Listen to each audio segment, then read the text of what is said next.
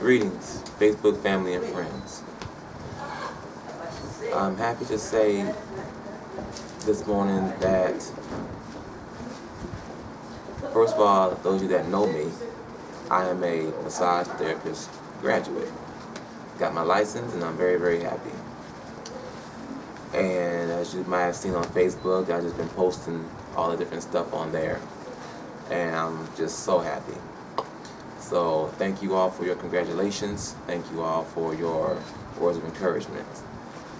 Now, this video that I'm going to be this video that I am presenting today, it is a serious video.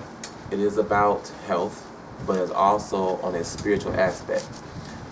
I'm going to do a little bit of reading, and that's just to probably close it out. But I also go back to some references as well. But I'm not going to do a lot of reading like I did on my last video. I'm just going to flow today and let the Spirit have its way. Because I feel that, when you allow things to come, when you allow God to work within you, it makes a lot more sense and things are a whole lot easier. So, the title of this presentation is going to be, or it is, Feeding the Spirit with Natural Resources. Feeding the Spirit with Natural Resources.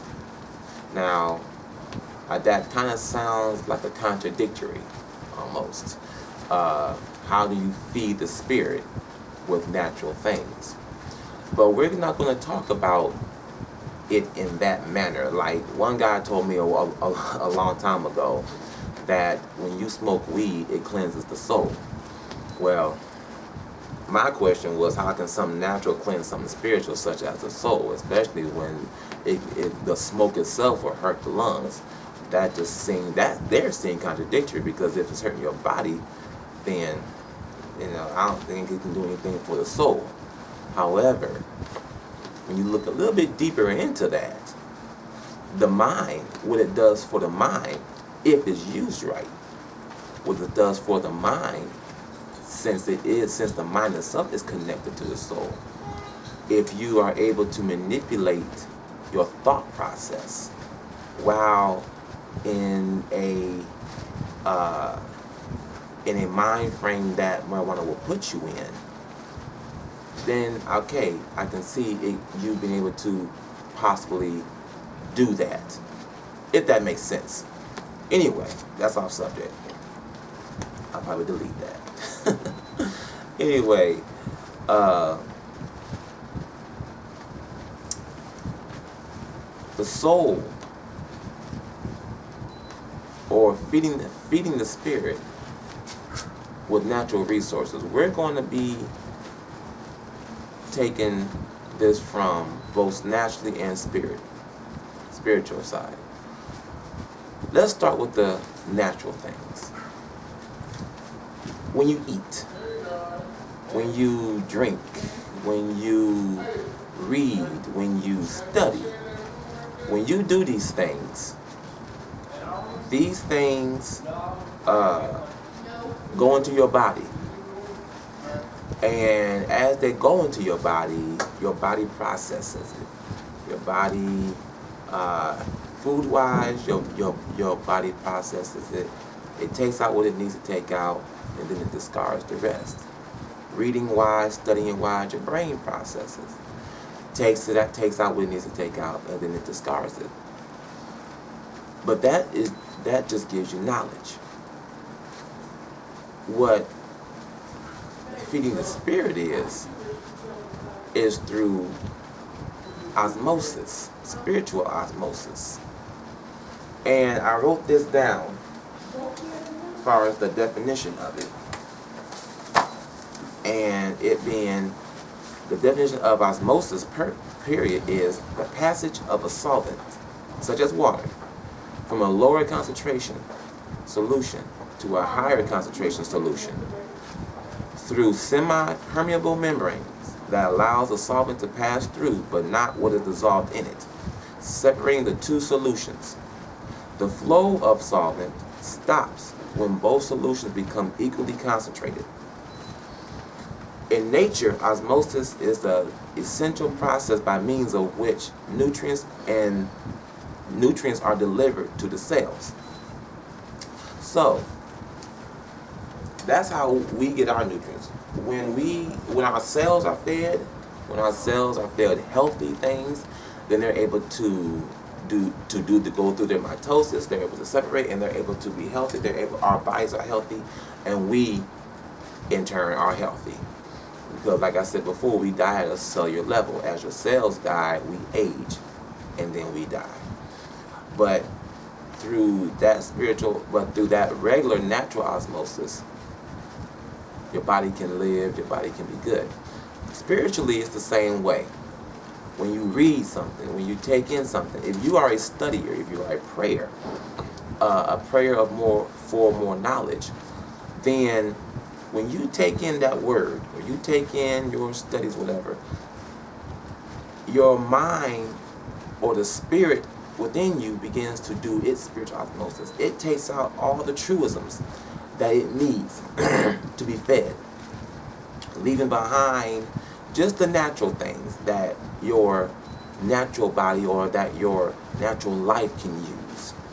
And once it has pulled that out, then it's able to increase. How the scriptures say, God gives the increase.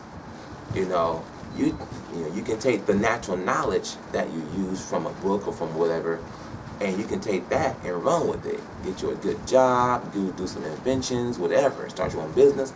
And you take that spiritual knowledge that it pulled out, and you have a conversation. So like, things are opening up to you about a subject that you would never even thought about.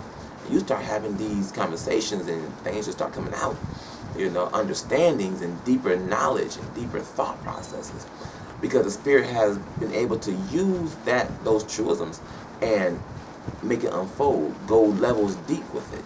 So now you are stronger on both aspects of life, being able to understand more and be able to do more. So, I had a whole lot that I had to say about this subject, spiritual, feeding the spirit through natural resources. And I think that might be about it. So, we'll see. Like I said, I'm just flowing with this. I'm just flowing. Because I know that there are so many things that we can do with our lives. So many things we can do with our lives that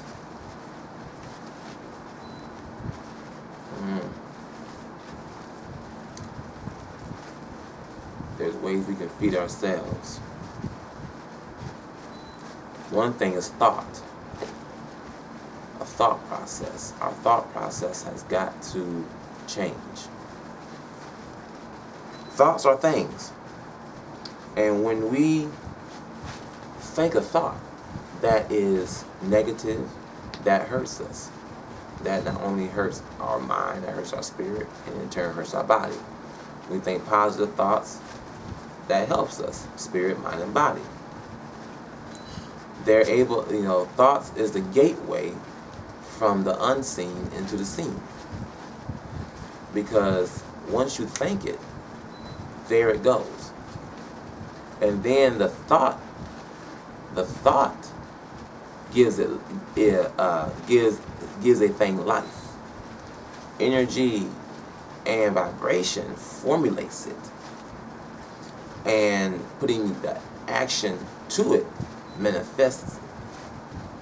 So you have this creator called thought, and then the energies that's backing it up to make it formulate, and then your body manifesting it. That in itself is a powerful thing.